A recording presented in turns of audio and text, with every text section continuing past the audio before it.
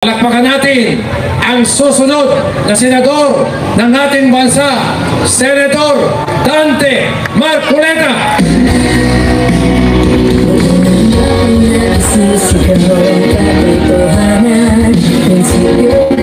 Ang armas sa makabagong digmaan, hindi papalupig sa mga mapanama para sa kapakanan ng mga mamamayan. Hindi basta-basta lumalaban, hindi mo susing pinag-aaralan. Ang utang at puso ay binilahan, pagmamahal sa bayan ang hahinan. Iwan natin ang isang tulad niya, kapag-alaga natin mama, isa-isang ama, na kahit sino kaaway, ako'y kahinan ng pangangamba, tatampi at kasundan.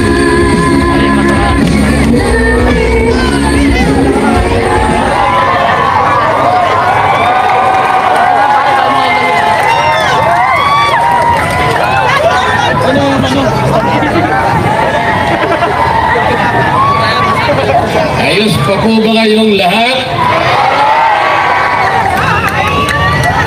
Kayo ba ay binayaran para pumunta sa rally ito?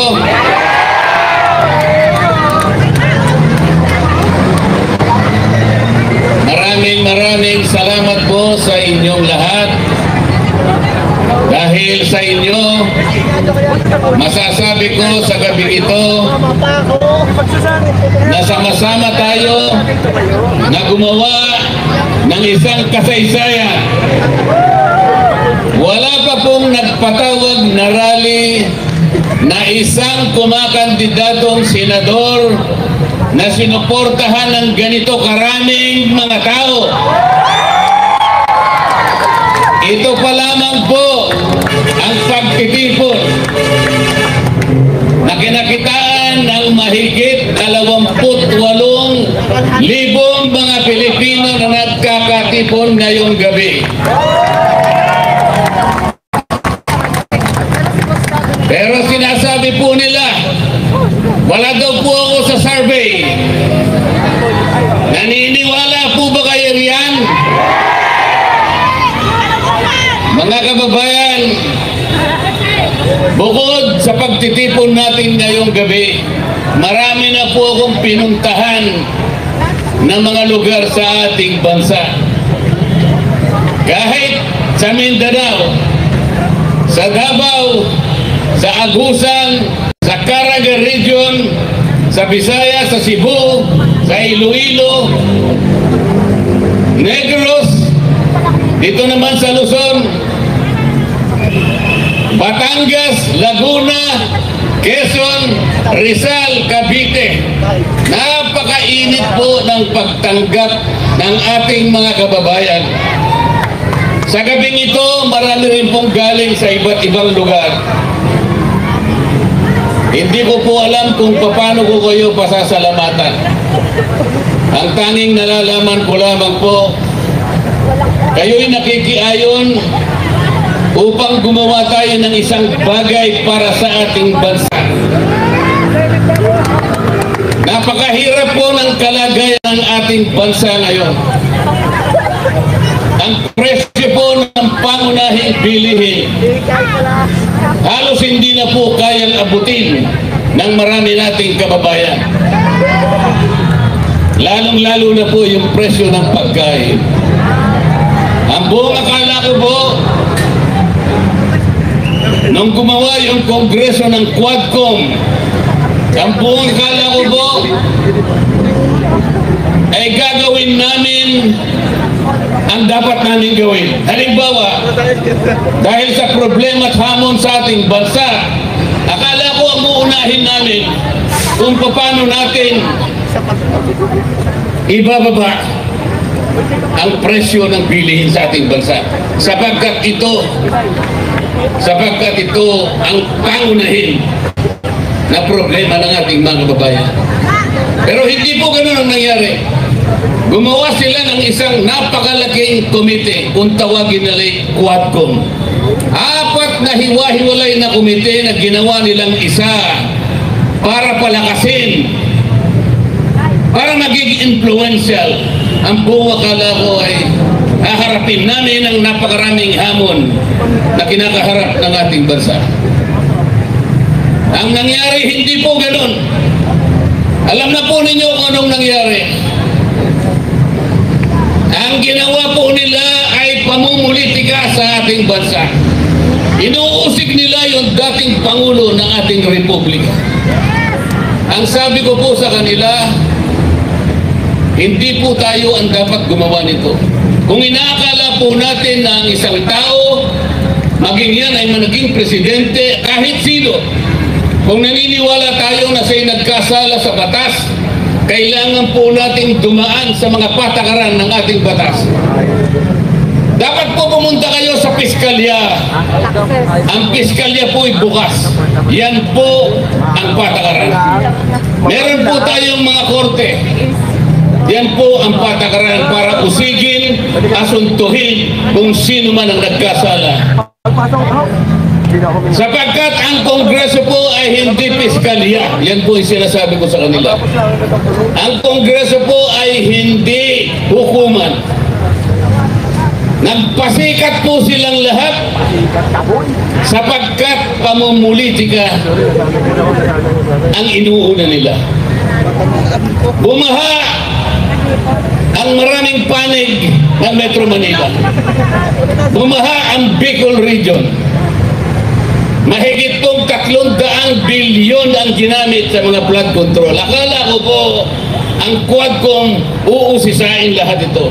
Hanapin natin kung saan napunta ang perang ginasta para dito.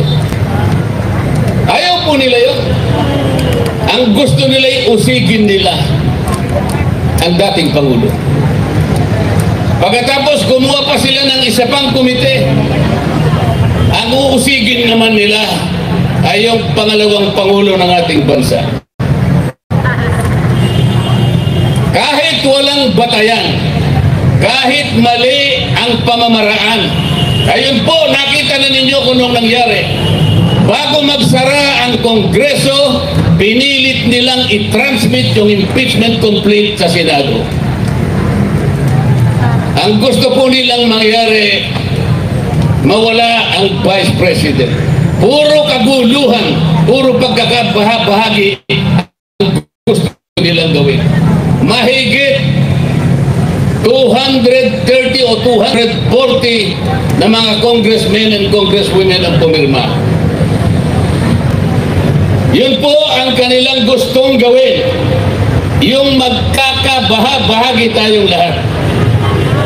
Ano po ang ginawa nila sa akin kapag sinasabi kong mali ang paraan? Hindi tama ang ginawa ninyong patakaran. Kaya nagtutulong-tulungan po nila ako. Ayaw naman po nilang makipagdebate ng totohanan sapagkat hindi naman nila kayang ilabas kung ano yung tama. Ganun po ang palagi nilang ginagawa. Masama po bang ipakilala ko sa kanila kung ano yung katwiran? Masama ba na turuan ko sila sapagkat meron naman akong konting nalalaman tungkol sa batas? Yun nga mga chairman ng Quadcom, wala nga pong abogado ron kahit isa. Kung tinuturo ko sa kanila yung dapat gawin, sapagkat ito ang tama, ganito ang dapat nating gawin sapagkat nakikita tayo ng taong bayan.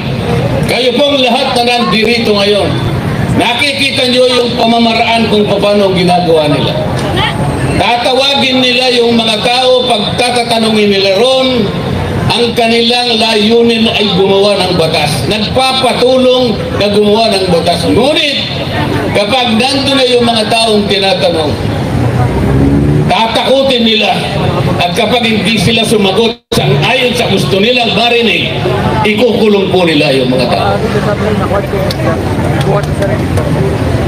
Ganito na po ang kalagayan ng House of Representatives. Alam po kung nasaan, nandyan po lang katabi natin. Kapag ako po ay nagsasabi sa kanila, puro panggugulo ang ginagawa nila. Pati po, nakita po ninyo yung hopya na kinakain ko. Kung anong ginawa nila. Pati yung hopya na kinakain ko, inagaw nila sa akin. Nang dahil lamang sa pagtatanggol sa karapatan ng katwiran, pagtatanggol sa katotohanan.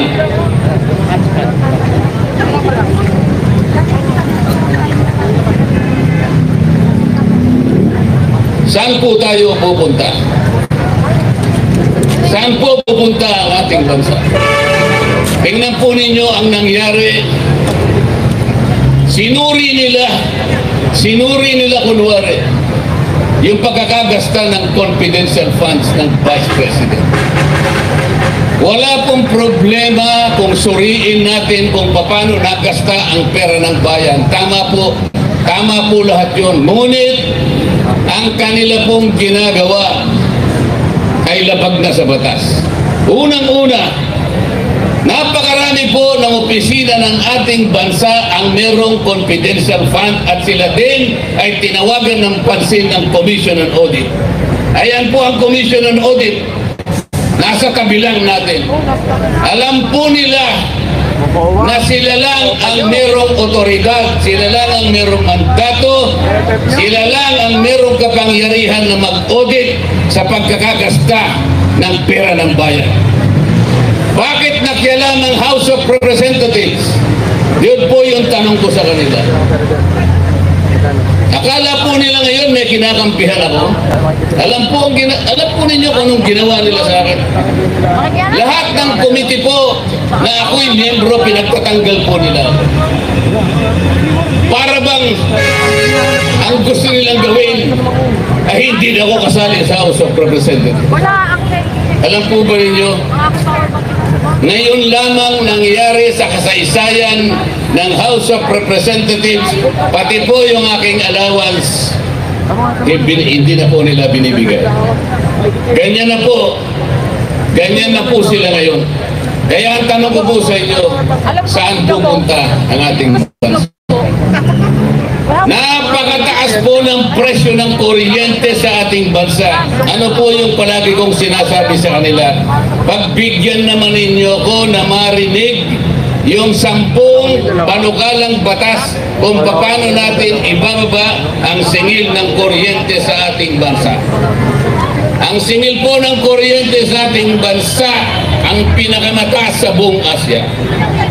Yan po ay taliwas sa pangunahing layunin ng batas na ginawa ng Kongreso 24 na taon nang nakararaan. Ano po yung layunin sa batas ng kuryente na ginawa noong 2001? Ang layunin po ay idulot ang kuryente sa lahat ng mamamayang Pilipino sa murang halaga.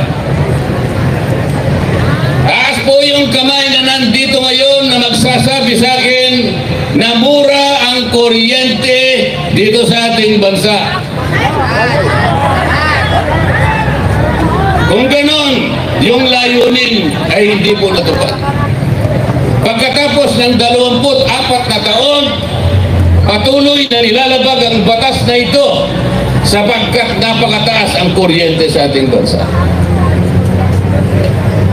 Saan tayo pupunta? Ang senador po, yung tunay na senador, kung gagamitin niya ang kanyang kapangyarihan na pinagtitiwala ninyo sa kanila, meron siyang kakayahan na baguhin ang kalagayan ng buhay ng mamamayan. Kung gusto niyang gawin at kung alam niyang gawin, paano niya gagawin? Kung hindi naman siya nakahanda para gawin yun. Kung wala naman siyang kakayahan na gawin ang itiniwala ninyong kapangyarihan sa kanya. Kapag ka po ikaw ay senador, tungkulin mong gumawa ng batas na makakatulong, makapagpapabago sa buhay ng mamamayan ng ating bansa. Paano mo gagawin yun kung wala ka namang kaalaman? Ang problema po, tatapatin ko po kayong lahat. Ang problema po, sa napakahabang panahon ng eleksyon dito sa ating bansa, basta sikat lang siya, yun na iboboto natin. Basta sikat lang. Basta nakakagawa ng pelikula. Bakit ganito po ang kalagayan natin? Pabalik-balik na yung marami sa kanila. Alam po ninyo yun. Nang dahil sa kasikatan lamang, hindi man lang ninyo tinanong. Paglapit po nila sa, lalapit na naman po sila sa inyo ngayon. Pwede ba itanong ninyo sa kanila? Ano po ba ang gagawin ninyo? Karapatan po ninyo na itanong sa kanila kung may kakayahan. Pag sinabi niyang may kakayahan, ipakita mo sa akin. Patunayan mo sa akin na kaya mong gawin. Ito po, pinaka-problema. Lalapit sila sa inyo ngayon. Malapit na po. Magsisimula po yung election period sa mga senador Pebrero 12. Sa mga congressmen, magtatagal ng konti. Mauuna yung mga senador. Lalapit sa inyo ang mga senador na yan, nakakandidato, at mga congressmen nakakandidato. May dala-dalang konting barya na sinasabi nilang AX, Tupad, Akap. Mga kababayan, ganyan na lamang ba ang aasahan natin sa tuwing darating ang isang pagkakataon na nasa inyong kapangyarihan? Bakit hindi po ninyo gamitin ang kapangyarihan na yan? Ipagpapalit nyo po ba sa 5,000 piso ang kinabukasan ng ating bansa? Ipagpapalit ba ninyo sa 5,000 piso ang dignidad na taglay-taglay ng bawat isang mamamayang Pilipino? Pero kunin ninyo. Kasi pera ninyo yun. Kunin po ninyo, pero nakikiusap ako sa inyo, pagkakuha ninyo, huwag kayong magpapasalamat sa kanila sapagkat hindi nila pera yun. Hindi nila pera yun at kailanman hindi naging tungkulin ng isang congressman o isang kumakandidatong senador na siya mismo ang mag-aabot sa inyo.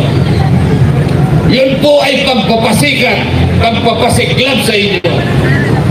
Nakakahiya po. Kailangan malaman ninyo na kayo po'y iniinsulto nila kapag lumalapit sila sa inyo at ibinibigay yung halaga na kung tawagin na itakap. Iniinsulto po nila kayong lahat. Hindi po namin tungkulin yun. Kailangan malaman po ninyo. Hindi ganun ang tungkulin ng isang senador o isang congressman o congresswoman. Ang tungkulin po namin pare-pareho, kailangan buhayin natin, pasiglahin ang ekonomiya, ang kabuhayan ng ating bansa upang sa ganun magkaroon ng trabaho, dagdag na kita ang mamamayan.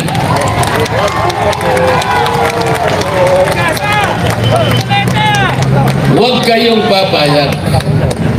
Huwag kayong papayag. Ang isang pamilyang Pilipino kahit mahirap, hindi niya gugustuhin na mananatili sa mahirap. Ang isang Pilipino ay mayroong dignidad. Ayaw niya yung palagi na lang na binibigyan siya ng ayuda. Napipilitan lamang siyang kunin dahil sa pangangailangan. Sapagkat hindi ibinigay ang mga kondisyon para sa'yo makapagtrabaho. May karangalan, dignidad ang Pilipino. Gusto niya pagdating ng tamang panahon, makahulagpos siya sa gapos ng kahirapan. Hindi siya papayag na ipamana sa kanyang pamilya ang kahirapan na matagal niya nang tinataglay. Huwag kayong papayag na manatili ang ganitong kalagayan. Piliin na po ninyo utang na loob. Nasa kamay po ninyo, nasa kamay po ninyo. Pumili na po kayo.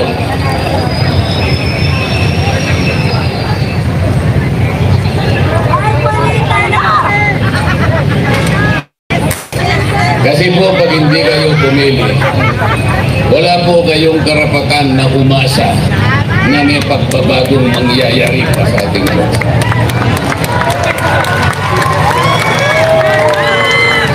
Tulungan ninyo kung gumawa ng isang kasaysayan. Iguhit natin ang isang kasaysayan. Pangangako sa gabing ito, kung kinakailangan ay panumpain natin. Simula sa araw na ito, gumawa tayo ng magandang bagay hindi lang para sa sarili natin, kung hindi sa ating bansa, sa ating mga anak, at sa anak ng ating mga anak. Huwag na kayong pumayag na yan na naman. Sila na naman. Ilang beses na ba silang nakabalik? Bakit ganito? Bakit ganito pa rin ang kalagayan natin? Napakarami pong magagandang batas na ginawa natin. Wala pong nagbabantay. Walang nagbabantay. Ito pong batas ng kuryente, yung binabanggit ko sa inyo. Totoo po yung layunin. Kailangan murang halaga. Bakit ngayon po'y pagkataas-taas? Wala po kasing nagbabantay. Ang totoo po, kung talagang gagawin lang nila ang mabuti. Invest na akap, invest na ayos, invest na tupad. Bababain natin ang presyo ng kuryente, gawin natin halimbawa. Tanggalin natin ang 12% VAT sa kuryente.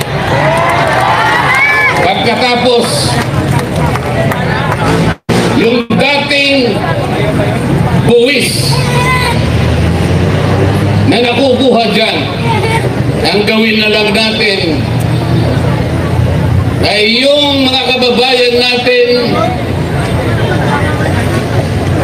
na nagbabayad ng kuryente sa isang buwan 2,000 pababa. Kinakailangan ilibre na yun. Yun ang tunay na akap. Kesa magbayad ka ng buwis, kukurakutin lang. Eh bago nila kurakutin, ibigay na lang natin na libre from 2,000 pababa. Ibigay sa mga taong ganun ang consumption sa kuryente. Ang mabebenepisyo po nung pag ginawa natin, magagawa naman eh. Pag nagawa natin yung 4.5 million Filipinos na mahihirap ang mabebenepisyo. Katumbas ng 28 million Filipinos. Hindi yung pupunta sa inyo akap. Ano ba yung akap? Ayuda sa mga kapus ang kita. Paano po ninyo nalaman na sila lang ang kapus sa kita? Pumunta sa komunidad, pumili lang ng mangilan-ngilan at binigyan ng akap. Lahat naman tayo kapus sa kita. Kahit ako. Bakit? Sa kagustuhan ko lang lahat ng tao sana na naghihirap, bibigyan ko lahat, ngunit hindi ko kaya. Sa makatid, kahit ako kapos sa kita. Pupunta sa isang komunidad, pipili lang ng iba, ng konti. Paano yung iba na hindi nabigyan? Tama bang patakaran ito?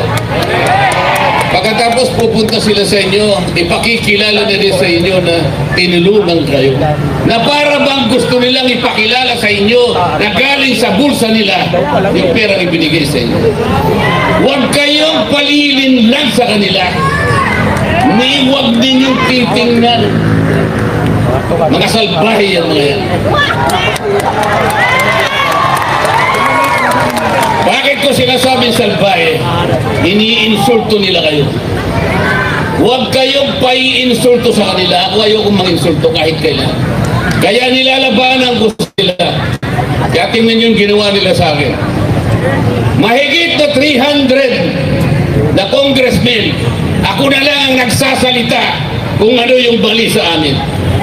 Lahat sila ay pare-parehong may projects. Ayun, pumirma silang lahat sa impeachment. Akala ba ninyo ay walang premyo yun? Napakalaki ng premyo nun.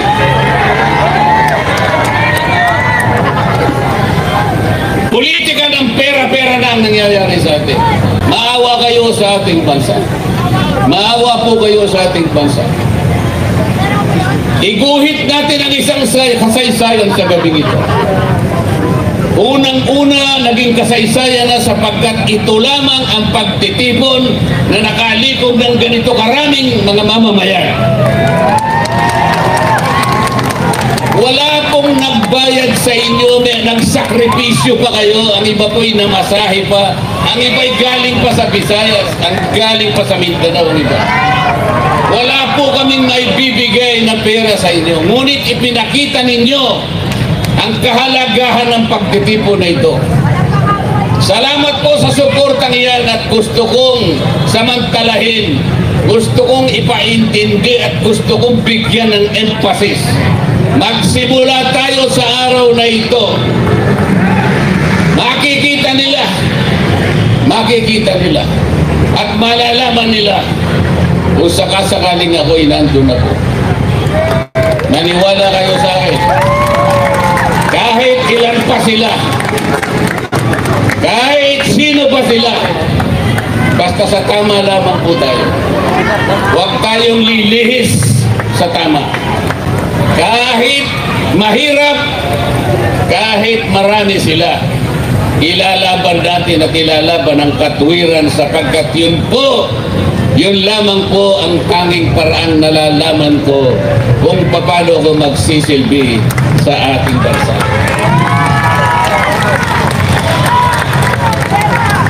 Bago po ako magtapos, gusto kong pag-isipan ninyo. Kilala ninyo ngayon kung sino yung nasa Senado. Kilala nyo rin kung sino-sino ang lalapit sa inyo. Mga ilang araw pa ang darating. Huwag kayong mainipat, darating sila sa inyo, maniniklod sila sa inyo. Hihingi ng tulong sa inyo. Gusto kong sabihin ay humanda kayo. Limiin ninyo. Tandaan po ninyo yung sinasabi ko. Kapag inabot nila yung pera na yon, yun ang katibayan, yun ang simula ng pag-iinsulto sa inyo. Kunin nyo. Pero kalimutan nyo na yung mukha ng tao na yan. Para sa ganun po ay magkaroon ng pagbabago ang ating Senado. Hindi man lahat makapaglagay tayo doon, kahit isa lang. Kahit isa lang.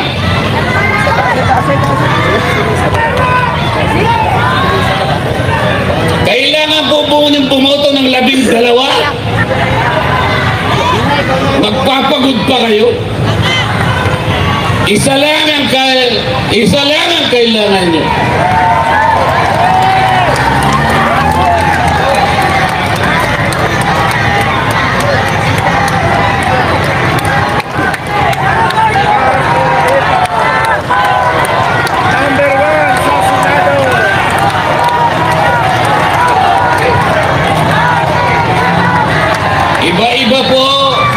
Iba-iba po ang katauhan ng ating Senado ngayon. Merong ganito, may ganyan, may ganun at may ganun.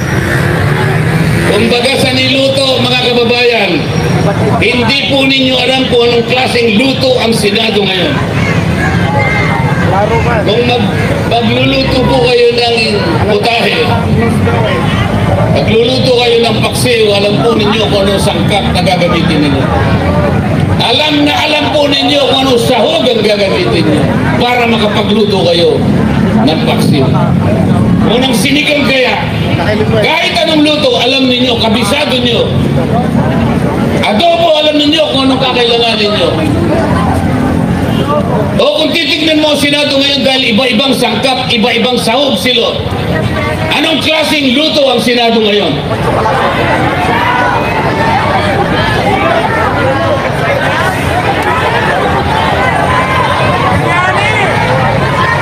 Hindi niyo malaman kung anong klaseng luto.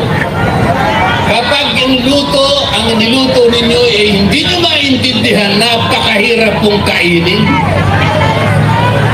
Samantalang silang magsisilbi sana sa inyo.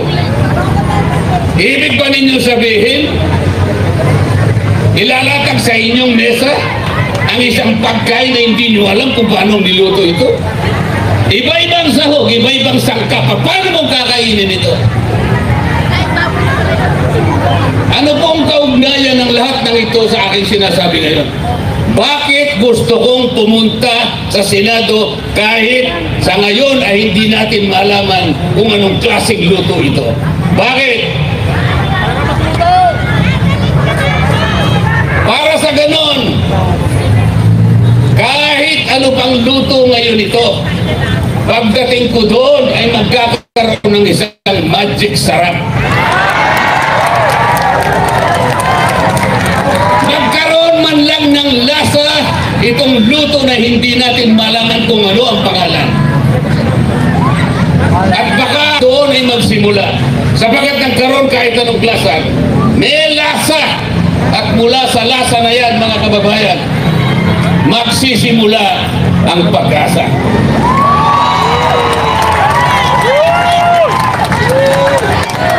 Mga kababayan, huwag nating kalimutan ang gabing ito. Kagaya ng sinabi ko sa inyo kanina, gagawa tayo ng isang kasaysayan. Kung kinakailangan, gumawa tayo ng kontrata ngayong gabi.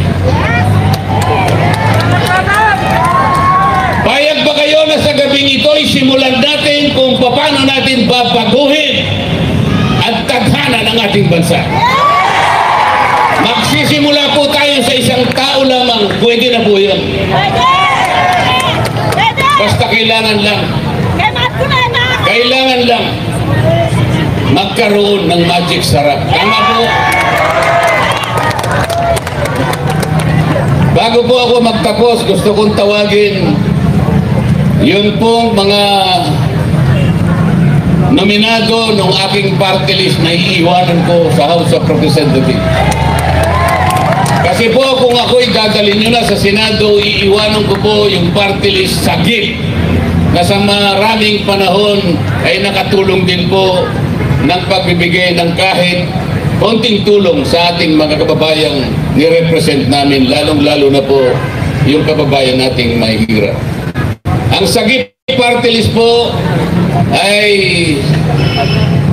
matagal na po nung nagsilbi sa Kongreso. Gusto ko lamang pong tawagin yung 3 nominees po para makilala din ninyo at sana'y sila po ay huwag na rin yung pabayaan. Kahit ako'y aalis na sa House of Representatives, sila sana'y panatilihin natin na makapagsilbi pa rin sa inyo. Ang first nominee ay yung aking anak, Paulo Henry Marcoleta. Ang pangalawang nominee po ay si Jopel Balmosina, anak po ng ating Yusek Sito Balmosina. Ang pangatlo po ay si Andy Ryan Pason, isa pong kasamang leader ng mga pinagsama-samang mga cooperative dito sa ating bansa. Sila pong tatlo ang aking pinagtiwalaan na kapag ako po'y aalis na dito sa House of Representatives, sila naman po ang aking pinagtiwalaan para ituloy po nila yung naging layunin namin kung bakit namin itinatag ang Sagip Party List. Maraming salamat po sa inyong lahat. Utang na loob ko po ang pagsama ninyo sa gabi ito. Sana'y magtuloy po ang ating pangarap.